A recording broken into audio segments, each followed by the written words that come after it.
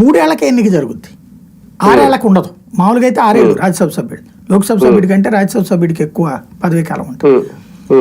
ఆ టైపులో వీళ్ళు ఇంకొక 2 ఏళ్ళు ఎంత టైం ఉంది అంత టైమే. ఇప్పుడు మొన్న మోపీదేవికి 2.5 ఏళ్లే. అట్లాగే రేపొద్దున కూడా ఆ సిస్టమ్ రన్ అవుతుంది, అది ప్రభుత్వాలు కూల్చుకుంటే.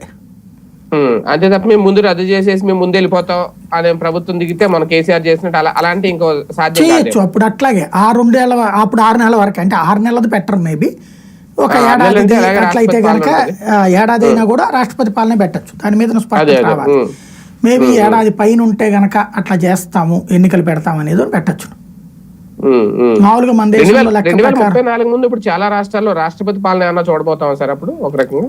అదే చూడాలి. ఈ బిల్లు సంపూర్ణమైనటువంటి రూపానికి వస్తే, ప్రస్తుతం ప్రాథమికమైనటువంటి రూపంలో ఉంది. ఏపీసీ పూర్తయిన తర్వాత వీళ్ళే ఏమన్నా ఇచ్చినటువంటి అన్ని కలిపి మళ్ళీ తుది రూపం ఇచ్చిన తర్వాత ఒక స్పష్టత వస్తుంది.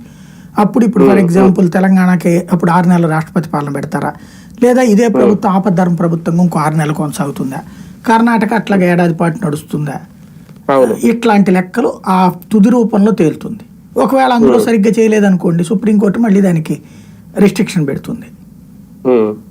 ప్రతిపక్షాలు అన్నట్టు రాష్ట్రాల మీద పెత్తనం పూర్తిగా కేంద్రానికి ఏమైనా వెళ్ళిపోద్దా జమిలీ ఎన్నికలు జరిగితే తర్వాత నుంచి? ఇంకా కాంగ్రెస్ పార్టీ వాళ్ళకి బుర్ర ఉంటే దీన్ని